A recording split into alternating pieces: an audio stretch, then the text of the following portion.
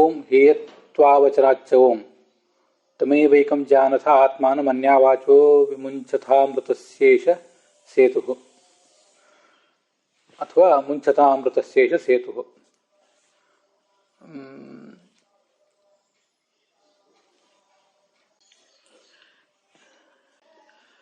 ಈ ಸೂತ್ರಕ್ಕೆ ಸಂಬಂಧಪಟ್ಟಂತೆ ನಾವೀಗಾಗಲೇ ಪದ್ಮನಾಭ ತೀರ್ಥರ ಮತ್ತು ತತ್ವ ಪ್ರದೀಪದ ಟೀಕೆಯನ್ನು ಕೂಡ ನೋಡಿ ಮುಗಿಸಿದ್ದೀವಿ. ಈಗ ನಾವು ನೋಡಬೇಕಾಗಿರುವುದು ಜಯತೀರ್ಥರ ತತ್ವ ಪ್ರಕಾಶಕ. ಯುಕ್ತಂತರೇಣಾಪಿ, ಮತ್ತೊಂದು ಯುಕ್ತಿಯ ಮೂಲಕವೂ ಕೂಡ ಆತ್ಮಶಬ್ದಸ್ಯ ಗೌಣಪರತ್ವಂ ಪರಾಕುರುವನ್, ಆತ್ಮ ಅನ್ನೋ ಶಬ್ದ ಗೌಣವಾದಂತಹ ಆತ್ಮನನ್ನು ಹೇಳುವುದಿಲ್ಲ, ಹೊರತು ನಿರ್ಗುಣ ಆತ್ಮನನ್ನೇ ಹೇಳ್ತದೆ ಅಂತ ಹೀಗೆ ಪರಾಕುರುವತ್, ಹಾಗೆ ನಿರಾಕರಣೆ ಮಾಡುವಂತಹ ಸೂತ್ರವನ್ನು ವ್ಯಾಚಸ್ಯ, ಸೂತ್ರವನ್ನು ವ್ಯಾಖ್ಯಾನ ಮಾಡಿ,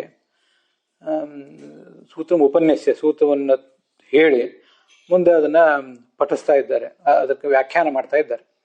ಮೊದಲು ಸೂತ್ರವನ್ನು ಪಠನ ಮಾಡುವುದು, ಆಮೇಲೆ ವ್ಯಾಖ್ಯಾನ ಮಾಡುವುದು ಅಂತ ಅದರ ಅಭಿಪ್ರಾಯ ಆಗ್ತದೆ. ಯದಿ ಆತ್ಮಶಬ್ದ ಗೌಣಪರ, ಆತ್ಮ ಅನ್ನೋ ಶಬ್ದ ಒಂದು ವೇಳೆ ಗೌಣಪರವಾಗಿದ್ದರೆ ತರ್ಹಿ ತಮೇವೈಕಂ ಇತಿ ಶ್ರುತ್ಯುಕ್ತ ಆತ್ಮಾಪಿ ಗೌಣ ಸ್ಯಾತ್. ತಮೇವೈಕಂ ಜಾನಥ ಅಂತ ಈ ಶ್ರುತಿಯಲ್ಲಿ ಒಬ್ಬ ಆತ್ಮನ ಬಗ್ಗೆ ಹೇಳಿದಾರಲ್ಲ, ಆ ಆತ್ಮನೂ ಕೂಡ ಗೌಣನೇ ಆಗಬೇಕಾಗ್ತದೆ. ನಚ ಅಸ್ತು ಇತಿ ವಾಚ್ಯಂ, ಆಗಲಿ ಏನೀಗ ತಮೇವೈಕಂ ಜಾನಥ, ಆ ಒಬ್ಬ ಆತ್ಮನನ್ನೇ ತಿಳಿಯಿರಿ ಅಂತೇನೋ ಒಂದು ವಿಚಾರ, ಒಂದು ಮಾತು ಬಂದಿದೆ. ಅಲ್ಲಿ ಹೇಳಲ್ಪಟ್ಟ ಆತ್ಮನೂ ಕೂಡ ಗೌಣ ಆತ್ಮನೇ ಆಗಿದ್ದಾನೆ, ಆಗಲಿ ಏನೀಗ ತೊಂದರೆ ಅಂತ ಹೇಳಲಿಕ್ಕೆ ಹೋದರೆ ತಥಾಸತಿ ಹೇಯತ್ವ ಪ್ರಸಂಗಾತ್, ಹಾಗೆ ಹೇಳಿಬಿಟ್ರೆ ಅವನು ಕೂಡ ಹೇಯನಾಗಬೇಕಾಗ್ತದೆ. ಆ ಶ್ರುತಿಯಲ್ಲಿ ಹೇಳಲ್ಪಟ್ಟ ಆತ್ಮ ಅವನು ಹೇಯ ಅಂತ ಆಗಿಬಿಡ್ತದೆ. ಹೇಯ ಅಂತ ಆಗಿಬಿಟ್ರೆ ಅವನನ್ನು ಉಪಾಸನೆ ಮಾಡಿ ಅಂತ ಹೇಳಿದ್ದು ಸರಿಯಾಗೋದಿಲ್ಲ. ನಚ ಅಸ್ಯ ಹೇಯತ್ವ ಮುಚ್ಯತೆ, ಅವನಿಗೆ ಹೇಯತ್ವವನ್ನು ಆ ವೇದವಾಕ್ಯ ಹೇಳ್ತಾ ಇಲ್ಲ. ಪ್ರತ್ಯುತ ಜಾನಥ ಇತಿ ಅಸ್ಯ ಅಹೇಯತ್ವ ವಚನಾತ್, ಜಾನಥ ತಿಳಿಯಿರಿ, ಬೇರೆದನ್ನೇ ಬಿಡಿರಿ, ಇವನನ್ನು ತಿಳಿಯಿರಿ ಅಂತ ಹೀಗೆ ಅದು ಅಹೇಯತ್ವವನ್ನೇ ಹೇಳ್ತಾ ಇದೆ. ನಚ ಗೌಣಸ್ಯಾಪಿ ಅಹೇಯತ, ನಮ್ಮ ಸಿದ್ಧಾಂತದಲ್ಲಿ ತತ್ವವಾದಿಗಳ ವಿಚಾರದಲ್ಲಿ ನಿರ್ಗುಣವಾದಂತಹ ಆತ್ಮ ಅಂತನ್ನುವುದು ಅಹೇಯವಾಗಿದೆ. ಆದ್ದರಿಂದ ಅದೊಂದನ್ನು ತಿಳಿಯಬೇಕು.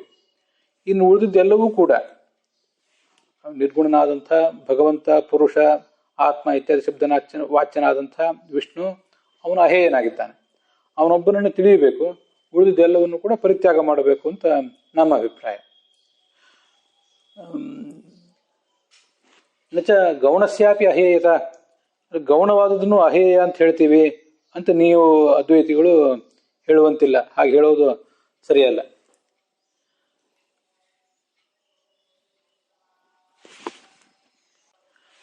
ಗೌಣನಾದಂಥ ಜೀವನನ್ನು ಕೂಡ ಅಹೇಯ ಅಂತ ಹೇಳ್ತೀವಿ ಅಂತ ಅನುವಾದ ಮಾಡಿದ್ದಾರೆ ಕನ್ನಡದಲ್ಲಿ. ಹಾಗೆ ಗೌಣನಾದಂಥ ಜೀವನವಂತನೇ ನಿರ್ದಿಷ್ಟವಾಗಿ ಏನಲ್ಲ, ನಾನು ಕಳೆದ ದಿವಸ ಅದನ್ನು ಹೇಳಿದ್ದೆ. ಜೀವ ಅಂತಲೇ ಏನು ತಿಳ್ಕೋಬೇಕಾಗಿಲ್ಲ.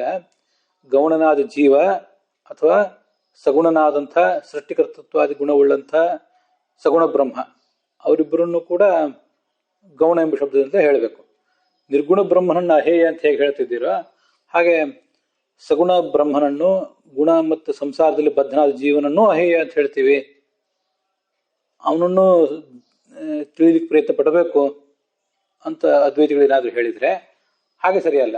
ಅನ್ಯಾವಾಚೋ ವಿಮುಂಚಥ, ಉಳಿದವರೆಲ್ಲವನ್ನು ಬಿಟ್ಟು ಬಿಡಿ ಅಂತ ಸ್ಪಷ್ಟವಾಗಿ ಹೇಳಿದ್ದಾರೆ. ಬಿಡಬೇಕಾದ ಪಟ್ಟಿಯಲ್ಲಿ ಉಳಿದದ್ದೆಲ್ಲವೂ ಇದೆ. ಈ ಒಬ್ಬ ಆತ್ಮ ಮಾತ್ರ ತಿಳಿಯಬೇಕಾದಂತಹ ಪಟ್ಟಿಯಲ್ಲಿ ಇದ್ದಾನೆ. ಅತಃ ನ ಗೌಣ ಆತ್ಮಶಬ್ದ ವಾಚ್ಯ ಕಿಂತು ನಿರ್ಗುಣ ಏವ ಆತ್ಮಶಬ್ದಾತ್ ಈಕ್ಷತಿ ಶುಕ್ತಿಯುಕ್ತೋಪಿ ಸಯೇವ. ಆದ್ದರಿಂದ ಯಾವ ಕಾರಣಕ್ಕೂ ಕೂಡ ಗೌಣನಾದಂತಹ ಜೀವ ಅಥವಾ ಗೌಣನಾದಂಥ ಸಗುಣ ಬ್ರಹ್ಮ ಇವರು ಆತ್ಮಶಬ್ದ ವಾಚ್ಯರಲ್ಲ. ಇನ್ನು ಆತ್ಮಶಬ್ದ ವಾಚ್ಯರಾದವರು ಯಾರು? ಕಿಂತು ನಿರ್ಗುಣ ಏವ, ನಿರ್ಗುಣನೇ ಆತ್ಮಶಬ್ದ ವಾಚ್ಯನಾಗಿದ್ದಾನೆ. ಇತಿ, ಈ ಕಾರಣದಿಂದ ಆತ್ಮಶಬ್ದಾತ್ ಈಕ್ಷತಿ ಶುಕ್ತಿಯುಕ್ತೋಪಿ ಸಯೇವ,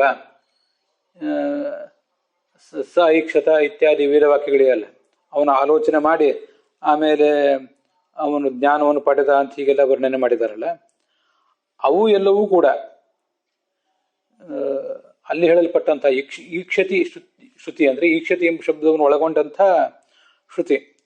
ಆ ಶ್ರುತಿಯಲ್ಲಿಯೂ ಕೂಡ ಇರುವಂಥವನು, ಅಲ್ಲಿ ಪ್ರತಿಪಾದ್ಯನಾದಂಥವನು ಇದೇ ಆತ್ಮ, ನಿರ್ಗುಣನಾದ ಆತ್ಮನೇ ಆಗಿದ್ದಾನೆ. ತಸ್ಯ ಚ ಈಕ್ಷತೆ ಅನ್ಯಥಾನುಭವತ್ಯ ವಾಚ್ಯತ್ವಂ ಇತಿ ಭಾವ. ಅವನು ಈಕ್ಷಿತ ಆಗಬೇಕಾದ್ರೆ ಅಥವಾ ಈಕ್ಷಣೀಯ ಆಗಬೇಕಾದ್ರೆ ಅಲ್ಲಿ ಹಿಂದೆ ನಾವು ಅನ್ಯಥಾನುಭವತ್ಯ ತೋರಿಸಿದ್ದೀವಿ. ಅದಕ್ಕನುಸಾರವಾಗಿ ಈಕ್ಷತ್ಯನ್ಯಥಾನುಪತ್ಯ ವಾಚ್ಯನೂ ಕೂಡ ಆಗಿದ್ದಾನೆ ಅಂತ ಅದರ ಅಭಿಪ್ರಾಯ. ಅದರಿಂದ ಅವನನ್ನೇ ನಾವು ವಾಚ್ಯ ಅಂತ ಹೀಗೆ ತೋರಿಸಿಕೊಟ್ಟಾಗ ಆಗ್ತದೆ. ಈಕ್ಷತ್ಯನ್ಯಥಾನುಪತ್ಯ ಶಬ್ದಗಳಿಂದಲೇ ಅವನನ್ನು ನಾವು ತಿಳಿಬೇಕು, ಬೇರೆ ಮಾರ್ಗ ಇಲ್ಲ. ಆದ್ದರಿಂದ ಅವನು ವಾಚ್ಯನಾಗಿದ್ದಾನೆ ಅಂತ ಅದರ ತಾತ್ಪರ್ಯ ಆಗ್ತದೆ. ಈಕ್ಷತ್ಯನ್ಯಥಾನುಪತ್ಯ ವಾಚ್ಯ ಭವತಿ. ನ ಚ ವಾಚ್ಯಂ ಸಗುಣಪರೋಪಿ ಆತ್ಮಶಬ್ದಃ ಮೋಕ್ಷದಾತೃತ್ವ ಅಹೇಯತ್ವಾಭ್ಯಾಂ ನಿರ್ಗುಣ ಅಹೇಯತ್ವಾಭ್ಯಾಂ ನಿರ್ಗುಣಲಿಂಗಾಭ್ಯಾಂ ಅಪಹ್ರಿಯತೆ ಇತಿ. ಅದಕ್ಕೆ ಅವರು ಇಲ್ಲೊಂದು ಪರಿಹಾರ ಮಾಡಿಕೊಳ್ಳೋ ಪ್ರಯತ್ನ ಮಾಡ್ತಾ ಇದ್ದಾರೆ ಈ ಅದ್ವೈತಿಗಳು. ಈ ಆತ್ಮಶಬ್ದ ಯಾರನ್ನು ಹೇಳ್ತದೆ ಅಂತ ಒಂದು ಚರ್ಚೆ ನಮ್ಮಿಬ್ಬರ ನಡುವೆ ನಡೆದಿದೆ. ನಾವು ಅದ್ವೈತಿಗಳು ಹೀಗೆ ಹೇಳ್ತೇವೆ, ವಾಸ್ತವಿಕವಾಗಿ ಆತ್ಮಶಬ್ದ ಮುಖ್ಯವಾಗಿ ಹೇಳುವುದು ಗೌಣ ಆತ್ಮನನ್ನೇ, ನಿರ್ಗುಣ ಆತ್ಮನನ್ನಲ್ಲ. ನೀವೇನೋ ನಿರ್ಗುಣ ಆತ್ಮನನ್ನ ಆ ಶಬ್ದ ಹೇಳ್ತದೆ ಅಂತ ಹೇಳಿ ಹೊರಟಿದ್ದೀರಿ. ಆದರೆ ಅದು ಮುಖ್ಯವಾಗಿ ಹೇಳುವುದು ಗೌಣವಾದ ಆತ್ಮನನ್ನೇ. ಆದರೆ ಈ ಒಂದು ಪ್ರಸಂಗಗಳಲ್ಲಿ ನಾವು ಅದನ್ನು ಸ್ವಲ್ಪ ಬದಲಾವಣೆ ಮಾಡ್ಕೋಬೇಕು. ಮುಖ್ಯವಾಗಿ ಯಾರನ್ನು ಹೇಳ್ತದೆ, ಅಮುಖ್ಯವಾಗಿ ಯಾರನ್ನು ಹೇಳ್ತದೆ ಅಂತ ತಿಳ್ಕೊಳ್ಬೇಕು. ಇದನ್ನು ಸ್ವಲ್ಪ ನಾನು ಕನ್ನಡದ ಅನುವಾದಕ್ಕೆ, ತತ್ವಪ್ರಕಾಶಕ ಕನ್ನಡದ ಅನುವಾದ ಪುರಾಣಿಕಾಚಾರ್ಯರ ನೇತೃತ್ವದಲ್ಲಿ ಏನಾಗಿದೆ ಅದಕ್ಕನುಸಾರವಾಗಿ ಹೇಳ್ತಾ ಇದ್ದೀನಿ. ಗೌಣನಾದ ಆತ್ಮನನ್ನ ಮುಖ್ಯವಾಗಿ ಹೇಳ್ತದೆ ಆತ್ಮಶಬ್ದ. ಆದರೆ ಅದು ಈ ಅಮುಖ್ಯವಾಗಿ ಬ್ರಹ್ಮ ಅಂತನೂ ಕೂಡ ಹೇಳ್ತದೆ. ಯಾಕೆ ಹೇಳ್ತದೆ ಹಾಗೆ ಅಂದರೆ, ಮೋಕ್ಷದಾತೃತ್ವ ಮತ್ತು ಅಹೇಯತ್ವ ಅನ್ನುವಂಥ ಎರಡು ಗುಣಗಳಿವೆ, ಅಲ್ಲಿ ಎರಡು ಸೂಚಕಗಳಿವೆ. ಮೋಕ್ಷದಾತೃತ್ವ ಮತ್ತು ನಿರ್ಗುಣತ್ವ ಅನ್ನುವಂಥ ಎರಡು ಸೂಚಕಗಳಿರುವುದರಿಂದ ಆ ಸೂಚಕಗಳಿಗೆ ಅನುಸಾರವಾಗಿ ಲಿಂಗ ಅಂದ್ರೆ ಅದು ಮೋಕ್ಷದಾತೃತ್ವ ಅಹೇಯತ್ವಾಭ್ಯಾಂ ನಿರ್ಗುಣಲಿಂಗಾಭ್ಯಾಂ. ಮೋಕ್ಷದಾತೃತ್ವ ಅನ್ನೋದು ನಿರ್ಗುಣನಲ್ಲೇ ಇರೋದು, ಅಹೇಯತ್ವವು ಕೂಡ ನಿರ್ಗುಣನಲ್ಲೇ ಇರುವುದು. ಈ ಒಂದು ಲಿಂಗದಿಂದ ನಿರ್ಗುಣ ಬ್ರಹ್ಮನನ್ನು ಪ್ರತಿಪಾದನೆ ಮಾಡುವ ಲಿಂಗ ಅದು. ಈ ಒಂದು ಲಿಂಗಗಳಿಂದ ಅದು ಅಪಹರಿಸಲ್ಪಡುತ್ತದೆ. ಅಪಹರಿಸಲ್ಪಡುವುದು ಅಂದರೆ ಅಮುಖ್ಯವಾಗಿ ನಿರ್ಗುಣನನ್ನೇ ಹೇಳ್ತದೆ. ಮುಖ್ಯವಾಗಿ ಹೇಳುವುದು ಅದು ಗೌಣ ಆತ್ಮನನ್ನೇ, ಆದರೆ ಅಮುಖ್ಯವಾಗಿ ಹೇಳುವುದು ನಿರ್ಗುಣ ಬ್ರಹ್ಮನನ್ನ. ಯಾಕೆಂದ್ರೆ ಮೋಕ್ಷದಾತೃತ್ವ ಮತ್ತು ಅಹೇಯತ್ವ ಅನ್ನೋದು ಬೇರೆಯವರಿಗಿಲ್ಲ ಅಂತ ಹೀಗೆ ಅದರ ತಾತ್ಪರ್ಯ. ಅದಕ್ಕೆ ಜಯತೀರ್ಥರು ಹೇಳ್ತಾರೆ, ತಸ್ಯ ಮುಖ್ಯತಃ ಜೀವವಾಚಿತ್ವೇ ಏವ ಮಾನಾಭಾವಾತ್. ನೀವೇನು ಹೇಳಿಕೊಟ್ಟಿದ್ದೀರಿ, ಮುಖ್ಯವಾಗಿ ಅದು ಗೌಣನನ್ನೇ ಹೇಳ್ತದೆ, ಗೌಣ ಆತ್ಮನನ್ನೇ. ಅಮುಖ್ಯವಾಗಿ ನಿರ್ಗುಣ ಬ್ರಹ್ಮನನ್ನು ಹೇಳ್ತದೆ ಅಂತ ಹೇಳಿ ಕೊಟ್ಟಿದ್ದೀರಲ್ಲ, ನಿಮ್ಮ ಈ ಹೇಳಿಕೆಗೆ, ನಿಮ್ಮ ಅಭಿಪ್ರಾಯಕ್ಕೆ ಬೇಸೇನು? ಮುಖ್ಯವಾಗಿ ಅದು ಗೌಣನನ್ನು ಹೇಳ್ತದೆ ಅಂತ, ಆದರೆ ಮುಖ್ಯವಾಗಿ ಅದು ಗೌಣನನ್ನು ಹೇಳ್ತದೆ ಅನ್ನೋದಕ್ಕೆ ಏನು ಪ್ರಮಾಣ ಇದೆ? ಮುಖ್ಯವಾಗಿ ನಿರ್ಗುಣ ಆತ್ಮನನ್ನು ಹೇಳ್ತದೆ ಅನ್ನಲಿಕ್ಕೆ ನಾವು ವಿಕಾಸ ಪ್ರಮಾಣ ತೋರಿಸಿದೀವಿ ಹೊರತು, ಗೌಣ ಆತ್ಮನನ್ನ ಅದು ಹೇಳ್ತದೆ ಅಂತ ಅನ್ನೋದಕ್ಕೆ ಯಾವುದೇ ಪ್ರಮಾಣ ಅಂತ ಅನ್ನೋದು ಕಾಣಿಸೋದೇ ಇಲ್ಲ. ಜಯತೀರ್ಥರು ಹೆಚ್ಚು ಕಡಿಮೆ ಜೀವ ಅನ್ನೋದನ್ನೇ ಇಟ್ಕೊಂಡಿದ್ದಾರೆ, ತಸ್ಯ ಮುಖ್ಯತಃ ಜೀವವಾಚಿತ್ವೇ ಅಂತ. ಆದರೂ ನಾನು ಅದನ್ನು ಜೀವ ಅಂತ ಅನ್ನೋದನ್ನ ಬಿಟ್ಟು ಗೌಣ ಆತ್ಮ ಅಂತ ಹೀಗೆ ತಗೊಂಡೆ. ಇಲ್ಲಿ ಜಯತೀರ್ಥರಿಗೆ ಜೀವ ಅಂತ ತಗೊಂಡಿರುವುದರಿಂದಲೇ ಕನ್ನಡದ ಅನುವಾದ ಮಾಡುವವರೆಲ್ಲರೂ ಕೂಡ ಹಾಗೇನೇ ಹೆಚ್ಚು ಕಡಿಮೆ ಅನುವಾದ ಮಾಡಿದ್ದಾರೆ. ಅದರಿಂದ ಅದನ್ನು ಜೀವವಾಚಕ ಅಂತ ಹೇಳಲಿಕ್ಕೇನೆ ಪ್ರಮಾಣ ಇಲ್ಲ. ಮುಖ್ಯವಾಗಿ ವಾಚಕ ಅಂತ ಹೇಳಲಿಕ್ಕೆ ಪ್ರಮಾಣ ಇಲ್ಲ. ಹಾಗಿರುವಾಗ ಅಮುಖ್ಯವಾಗಿ ಮುಂದೆ ಅದು ನಿರ್ಗುಣ ಬ್ರಹ್ಮನನ್ನೇ ಹೇಳ್ತದೆ ಅಂತ ನೀವು ವ್ಯಾಖ್ಯಾನ ಮಾಡುವುದು ಕೂಡ ಸರಿಯಲ್ಲ ಅಂತ ತಾತ್ಪರ್ಯ. ನಮ್ಮ ದೃಷ್ಟಿಯಲ್ಲಿ ಅದೇ ವಿಷ್ಣುವೇ ಸಗುಣ ಬ್ರಹ್ಮ, ಅವನು ಅನಂತ ಕಲ್ಯಾಣ ಗುಣ ಪರಿಪೂರ್ಣ, ಮತ್ತೆ ಅವನೇ ನಿರ್ಗುಣನೂ ಕೂಡ ಆಗಿದ್ದಾನೆ. ಅಂದ್ರೆ ಪ್ರಾಕೃತ ಗುಣರಹಿತನಾಗಿದ್ದಾನೆ ಅಂತ ಅರ್ಥ. ಗುಣಭೃತ್ ನಿರ್ಗುಣ ಅಂತ ವಿಷ್ಣು ಸಹಸ್ರನಾಮ ಹೇಳಿರೋದ್ರಿಂದ ಅವನೇ, ನಮ್ಮ ದೃಷ್ಟಿಯಲ್ಲಿ ಅವನೇ ಸಗುಣ, ಅವನೇ ನಿರ್ಗುಣ. ಆ ಒಬ್ಬನೇ ಬ್ರಹ್ಮ ಇರೋದು. ಸಗುಣ ಬ್ರಹ್ಮ, ನಿರ್ಗುಣ ಬ್ರಹ್ಮ ಅಂತ ಎರಡಿಲ್ಲ. ಆ ಟೀಕಾವಾಕ್ಯ ಹೀಗಿದೆ: ಆತ್ಮಶಬ್ದ ಸಗುಣನಾದವನನ್ನೇ ಹೇಳ್ತದೆ, ಆದರೆ ಹೇಗೆ ಹೇಳ್ತದೆ ಅಂದ್ರೆ ಮುಖ್ಯವಾಗಿ ಹೇಳ್ತದೆ ಅಂತ ಅರ್ಥ. ಅದನ್ನು ವ್ಯಾಖ್ಯಾನದ ಮೂಲಕ ಹಾಗೆ ತಿಳ್ಕೋಬೇಕು. ಆತ್ಮಶಬ್ದ ಮುಖ್ಯತಃ ಸಗುಣಪರಃ ಅಪಿ, ಸಗುಣನಾದ ವ್ಯಕ್ತಿಯನ್ನೇ ಹೇಳಿದರೂ ಕೂಡ, ಅಂದ್ರೆ ಗೌಣನಾದ ಆತ್ಮನನ್ನು ಹೇಳಿದರೂ ಕೂಡ, ಗೌಣ ಅಂದ್ರೆ ಸಗುಣ ಅಂತ ಅರ್ಥ, ಗುಣವಿಶಿಷ್ಟ ಅಂತ ಅರ್ಥ, ಹೇಳಿದರೂ ಕೂಡ ಅದು ಮುಂದೆ ಆ ಆತ್ಮಶಬ್ದ ಅಮುಖ್ಯವಾಗಿ ನಿರ್ಗುಣ ಬ್ರಹ್ಮನನ್ನು ಹೇಳ್ತದೆ. ಅದು ಮತ್ತೆ ಅಮುಖ್ಯವಾಗಿ ಅಂತ ತಿಳ್ಕೊಳ್ಬೇಕು. ಅದರಿಂದ ಈ ವಾಕ್ಯವನ್ನು ಅರ್ಥ ಮಾಡ್ಕೊಳ್ಳಿಕ್ಕೆ ನಮ್ಗೆ ಸ್ವಲ್ಪ ಕಷ್ಟ ಆಗಿತ್ತು. ಟಿಪ್ಪಣಿಗಳಲ್ಲಿ ಯಾವ್ದಾವುದನ್ನು ನೋಡಿದೆ. ಬಹುಶಃ ಈ ಭಾಷ್ಯ ದೀಪಿಕಾ ಇತ್ಯಾದಿ ಬೇರೆ ಬೇರೆ ಎಲ್ಲ ಟಿಪ್ಪಣಿಗಳನ್ನ ಅನುಸರಿಸಿ ಕನ್ನಡದಲ್ಲಿ ಅನುವಾದ ಮಾಡಿದೆ. ಆ ಕನ್ನಡದ ಅನುವಾದಕ್ಕನುಸಾರವಾಗಿ ನಾನು ಇದನ್ನ ನಿಮಗೆ ಹೇಳಿದೆ. ನಚವಾಕ್ಯಂ ಸಗುಣಪರಃ ಅಪಿ ಆತ್ಮಶಬ್ದ ಅನ್ನೋಲ್ಲಿ ಮುಖ್ಯತಃ ಸಗುಣಪರಃ ಅಂತ ಇಟ್ಕೋಬೇಕು. ಮುಂದೆ ಆತ್ಮಶಬ್ದವು ಮೋಕ್ಷದಾತೃತ್ವ ಅಹೇಯತ್ವಾಭ್ಯಾಂ, ಮೋಕ್ಷದಾತೃತ್ವ ಮತ್ತು ಅಹೇಯತ್ವ ಎಂಬ ಲಿಂಗಗಳಿಂದ, ಅವು ಎರಡು ಲಿಂಗಗಳು ಯಾವುದು? ನಿರ್ಗುಣ ಬ್ರಹ್ಮನ ಲಿಂಗ. ನಿರ್ಗುಣ ಬ್ರಹ್ಮನ ಲಿಂಗಗಳಿಂದ ಅದು ಅಪಹರಿಸಲ್ಪಡುತ್ತದೆ, ಅಂದ್ರೆ ನಿರ್ಗುಣ ಬ್ರಹ್ಮನನ್ನೇ ಹೇಳ್ತದೆ. ಹೇಗೆಂದ್ರೆ ಅಮುಖ್ಯವಾಗಿ ಅಂತ ಮತ್ತೆ ಇಟ್ಕೋಬೇಕು. ಮಂತ್ರ, ಬ್ರಾಹ್ಮಣ, ಆರಣ್ಯಕ, ಉಪನಿಷತ್ತು ಅಂತ 4 ವಿಭಾಗಗಳಿವೆ. ಆ ಥರ ವಿಭಾಗ ಮಾಡಿದಾಗ ಮಂತ್ರ ಅಂದ್ರೆ ಅದು ದೇವತೆಗಳ ಮಹಿಮೆಯನ್ನ ವರ್ಣನೆ ಮಾಡ್ತದೆ. ಮತ್ತೆ ಅದನ್ನ ಗೃಹಸ್ಥಾಶ್ರಮದಲ್ಲಿ, ಬ್ರಹ್ಮಚರ್ಯಾಶ್ರಮದಲ್ಲಿ ಸಾಮಾನ್ಯವಾಗಿ ಅಧ್ಯಯನ ಮಾಡ್ತಾನೆ. ಯಾಕಂದ್ರೆ ದೇವತೆಗಳ ಮಹಿಮೆಯನ್ನು ಹೇಳ್ತಿರ್ತದೆ ಅಷ್ಟೇ. ಅದು ಆ ಮಹಿಮೆಯನ್ನು ತಿಳ್ಕೊಂಡು ಆ ಬ್ರಹ್ಮಚರ್ಯ ಆದವನು ವಿಶೇಷವಾಗಿ ಕ್ರಿಯಾ ಏನು ಮಾಡುವ ಅಗತ್ಯ ಇರೋದಿಲ್ಲ. ಅವಾಗ ಅವನಿಗೆ ಅಗ್ನಿ ಕಾರ್ಯ, ಸಂಧ್ಯಾವಂದನೆ ಮೊದಲಾದ ಕ್ರಿಯೆಗಳಿರ್ತವೆ ಹೊರತು ಗೃಹಸ್ಥನಂತೆ ಬಹಳ ವಿಶಿಷ್ಟವಾದಂತಹ ಕ್ರಿಯೆಗಳೇನು ಅವನು ಮಾಡಬೇಕಾಗಿಲ್ಲ. ಆದ್ರಿಂದ ಮಂತ್ರ ಅಥವಾ ಸಂಹಿತ ಅನ್ನೋ ಭಾಗವನ್ನ ಬ್ರಹ್ಮಚರ್ಯಾಶ್ರಮದಲ್ಲಿ ಅಧ್ಯಯನ ಮಾಡ್ತಾನೆ ಅಂತ ಒಂದು ಸಾಮಾನ್ಯವಾದ ಗ್ರಹಿಕೆ. ಮುಂದೆ ಬ್ರಾಹ್ಮಣ ಅಂದ್ರೆ ಆ ಮಂತ್ರವನ್ನು ಹೇಗೆ ಕ್ರಿಯೆಯಲ್ಲಿ ಉಪಯೋಗ ಮಾಡಬೇಕು ಅಂತ ತೋರಿಸುವಂತಹ ಭಾಗ. ಅದನ್ನು ಗೃಹಸ್ಥಾಶ್ರಮ, ಅದು ಕರ್ಮ ಪ್ರಧಾನವಾದ ಆಶ್ರಮ, ಅಲ್ಲಿ ಮಾಡ್ತಾನೆ. ಮುಂದೆ ಆರಣ್ಯಕ ಮತ್ತು ಉಪನಿಷತ್ತು ಅಂತ ಎರಡಿವೆ. ಬ್ರಹ್ಮಚರ್ಯಾಶ್ರಮದಲ್ಲಿ ಕಲಿತದ್ದನ್ನ ಗೃಹಸ್ಥಾಶ್ರಮದಲ್ಲಿ ಕಾರ್ಯರೂಪಕ್ಕೆ ತಂದು ಮುಂದೆ ಗೃಹಸ್ಥಾಶ್ರಮದ ಜವಾಬ್ದಾರಿಯನ್ನೆಲ್ಲ ನಿರ್ವಹಿಸಿ ಅವನು ವಾನಪ್ರಸ್ಥಾಶ್ರಮಕ್ಕೆ ಹೋಗ್ತಾನೆ.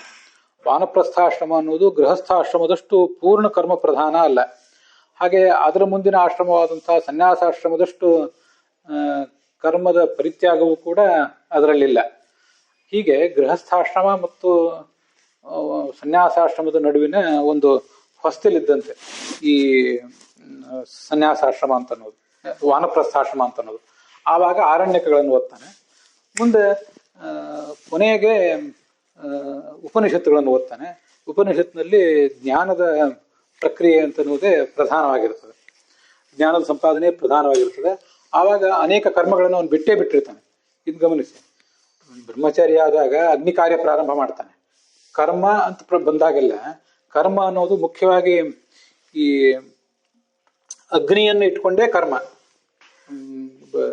ಬ್ರಾಹ್ಮಣ ಇತ್ಯಾದಿಗಳಿಗೆಲ್ಲೂ ಕೂಡ ಅಗ್ನಿ ಆರಾಧನೆಯಿಂದ ಅಗ್ನಿ ಕಾರ್ಯ ಅನ್ನೋದು ಬ್ರಹ್ಮಚಾರಿಗೆ. ಮುಂದೆ ಉಪಾಸನ ಮತ್ತು ಅಗ್ನಿಹೋತ್ರಗಳು ಗೃಹಸ್ಥನಿಗೆ. ಮುಂದೆ ವಾನಪ್ರಸ್ಥಾಶ್ರಮಿಗೂ ಕೂಡ ಉಪಾಸನ ಇದು ಎಲ್ಲ ಇದ್ದೇ ಇದೆ. ಸನ್ಯಾಸಿ ಆದಾಗ ಮಾತ್ರ ಅಗ್ನಿಯಲ್ಲಿ ಮಾಡುವ ಕಾರ್ಯವನ್ನು ಅವನು ಬಿಟ್ಟು ಬಿಡ್ತಾನೆ. ಅವನನ್ನೇ ನಿರಗ್ನಿ ಅಂತ ಕರೆಯೋದು ಅದಕ್ಕಾಗಿಯೇ.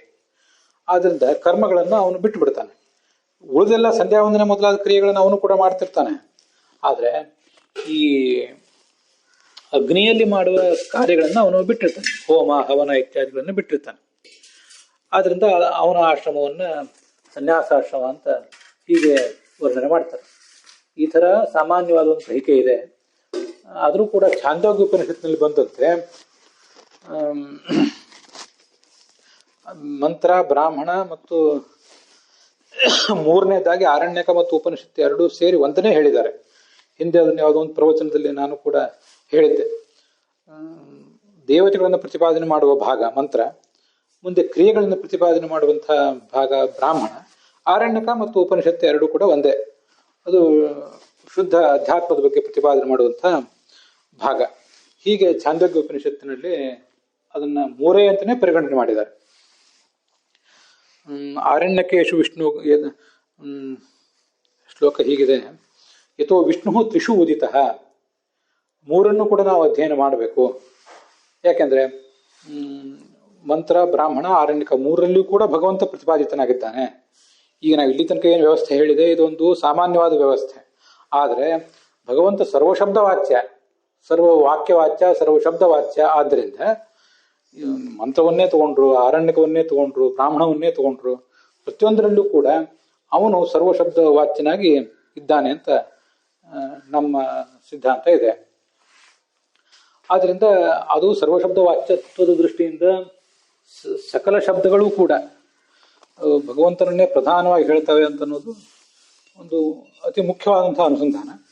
ಆದರೆ ಈ ಮೊದಲಿನ ಅನುಸಂಧಾನವನ್ನು ಕೂಡ ನಮ್ಮಲ್ಲಿ ಒಪ್ಪಿದ್ದಾರೆ, ಅದೇನು ಇಲ್ಲ ಅಂತಲ್ಲ. ಯಾಕಂದ್ರೆ ವೇದಗಳಿಗೆ ಮೂರು ಮೂರು ಅರ್ಥಗಳಿರೋದ್ರಿಂದ ಭಗವತ್ಪರವಾದ ಅರ್ಥವನ್ನ ಮೂಲ ಮನಸ್ಸಲ್ಲಿ ಇಟ್ಕೊಂಡ್ರೂ ಕೂಡ ಉಳಿದುದನ್ನು ಹೇಳ್ತವೆ ಅಂತ ಅನ್ನೋದು ವಿಷಯ ಸರಿಯೇ. ಹೀಗಾದ್ರೆ ವ್ಯವಸ್ಥೆ ನಮ್ಮಲ್ಲಿ. ಆತ್ಮಶಬ್ದದಿಂದ ಮುಖ್ಯವಾಗಿ ವಾಚ್ಯನಾದವನು ವಿಷ್ಣು ಅಂತಾನೆ ಹೀಗೆ ಬಂತಲ್ಲ, ಇದನ್ನೆಲ್ಲ ನೋಡ್ತಾ ಕೂತಿದ್ದಾಗ ಇದೇ ಮಾಂಡೂಕ ಅಥವಾ ಅಥರ್ವಣ ಅಥವಾ ಷಟ್ಪ್ರಶ್ನ ಈ ಮೂರು ಉಪನಿಷತ್ತುಗಳಲ್ಲಿ ಒಂದು ಕಡೆ ಬಂದಂಥ ಒಂದು ಮಾತು ನನಗೆ ನೆನಪಿಗೆ ಬರುತ್ತೆ: ಓಮಿತ್ಯೇವ ಧ್ಯಾಯದ ಆತ್ಮಾನಂ ಸ್ವಸ್ತಿ ವಃಪರಾಯ ತಮಸಃ ಪರಸ್ತಾತ್ ಅಂತ. ಇದನ್ನು ನಾನು ಮೇಲಿನ ಮೇಲೆ ಬ್ರಹ್ಮಯಜ್ಞ ಇತ್ಯಾದಿ ಕಡೆಗಳಲ್ಲಿ ಮತ್ತೆ ಪ್ರವಚನದ ಆರಂಭದಲ್ಲಿ ಹೇಳ್ತಿರ್ತೇನೆ. ಈ ಮೂರು ಉಪನಿಷತ್ತುಗಳಲ್ಲಿ ಒಂದು ಅಂತ. ಯಾಕಂದ್ರೆ ಈ ಮೂರು ಉಪನಿಷತ್ತುಗಳು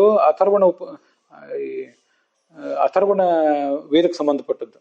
ಋಗ್ವೇದಕ್ಕೆ ಸಂಬಂಧಪಟ್ಟಂತೆ ಐತರೇಯ, ಯಜುರ್ವೇದಕ್ಕೆ ಶುಕ್ಲ ಯಜುರ್ವೇದಕ್ಕೆ ಸಂಬಂಧಪಟ್ಟಂತೆ ಬೃಹದಾರಣ್ಯಕ ಮತ್ತು ಈಶಾವಾಸ್ಯ, ಮತ್ತೆ ಕೃಷ್ಣ ಯಜುರ್ವೇದಕ್ಕೆ ಸಂಬಂಧಪಟ್ಟಂತೆ ತೈತರೀಯ ಮತ್ತು ಕಾಟಕ, ಸಾಮವೇದಕ್ಕೆ ಸಂಬಂಧಪಟ್ಟಂತೆ ತಲವಕಾರ ಮತ್ತು ಛಾಂದೋಗ್ಯ, ಮತ್ತೆ ಅಥರ್ವ ವೇದಕ್ಕೆ ಸಂಬಂಧಪಟ್ಟಂತೆ ಷಟ್ಪ್ರಶ್ನ, ಮಾಂಡೂಕ್ಯ ಅಲ್ಲ ಮಾಂಡೂಕ, ಮತ್ತೆ ಅಥರ್ವಣ ಅಥವಾ ಮುಂಡಕ. ಇವು ಮೂರು ಅಥರ್ವವೇದಕ್ಕೆ ಸಂಬಂಧಪಟ್ಟದ್ದು. ಅಲ್ಲಿ ಬಂದಿರುವ ಆ ಅಥರ್ವವೇದಕ್ಕೆ ಸಂಬಂಧಪಟ್ಟ ಈ ಮೂರು ಉಪನಿಷತ್ತುಗಳಲ್ಲಿ ಎಲ್ಲಿಯೋ ಒಂದ್ ಕಡೆ ಬಂದಿರುವ ಒಂದು ಮಾತು: ಓಮಿತ್ಯೇವ ಧ್ಯಾಯತ ಆತ್ಮಾನಂ. ಇಲ್ಲಿ ನೋಡಿ, ಆತ್ಮಾನಂ ಆತ್ಮನನ್ನು, ಓಮಿತಿ ಓಂ ಎಂಬುದಾಗಿಯೇ ಧ್ಯಾನ ಮಾಡಿರಿ. ಯಾಕೆಂದ್ರೆ ಸ್ವಸ್ತಿ ವಃಪರಾಯ ತಮಸಃ ಪರಸ್ತಾತ್. ಈ ತಮಸ್ಸು ಸತ್ವರಜಸ್ತಮ ಗುಣಗಳಿಂದ ಕೂಡಿದ ಈ ಸಂಸಾರದನ್ನ ದಾಟಿ ಇರುವಂಥ ಸ್ವಸ್ತಿ ಮೋಕ್ಷವು ನಿಮಗೆ ಆಗಲಿ.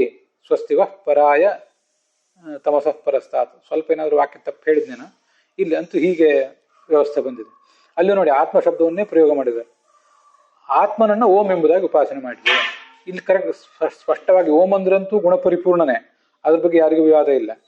ಆತ್ಮಶಬ್ದಕ್ಕೆ ಅನಂತ ಕಲ್ಯಾಣ ಗುಣ ಪರಿಪೂರ್ಣನಾದ ಪ್ರಾಕೃತ ಗುಣರಹಿತನಾದ ವಿಷ್ಣುವನ್ನು, ಇದು ಆತ್ಮಶಬ್ದಕ್ಕೆ ಅರ್ಥ. ಅವನನ್ನು ಓಂ ಎಂಬುದಾಗಿ ಉಪಾಸನೆ ಮಾಡ್ರಿ, ಓಂಕಾರ ವಾಚ್ಯ ಅಂತ ಉಪಾಸನೆ ಮಾಡ್ರಿ, ಅದು ನಿಮಗೆ ಮೋಕ್ಷ ಸಾಧನ ಅಂತ ಬಂದಿದೆ. ಇಲ್ಲಿ ಖಂಡಿತವಾಗಿಯೂ ಆತ್ಮ ಅಂತಂದ್ರೆ ಇನ್ಯಾವುದೋ ಈ ಜೀವ ಇತ್ಯಾದಿಗಳು ಅಲ್ವೇ ಅಲ್ಲ. ಅವ್ರು ಯಾರು ಓಂಕಾರ ವಾಚ್ಯರಲ್ಲ. ಹಾಗೊಂದು ಶ್ರುತಿಯು ನೆನಪಿಗೆ ಬಂತು, ಅದಕ್ಕೆ ಅದನ್ನು ನಿಮ್ಮ ಎದುರಿಗೆ ಹಂಚಿಕೊಂಡಿದ್ದೇನೆ. ಅಲ್ಲಿಗೆ ಇವತ್ತಿನ ಈ ಭಾಗ ಸಮಾಪ್ತ ಆಗಿದೆ.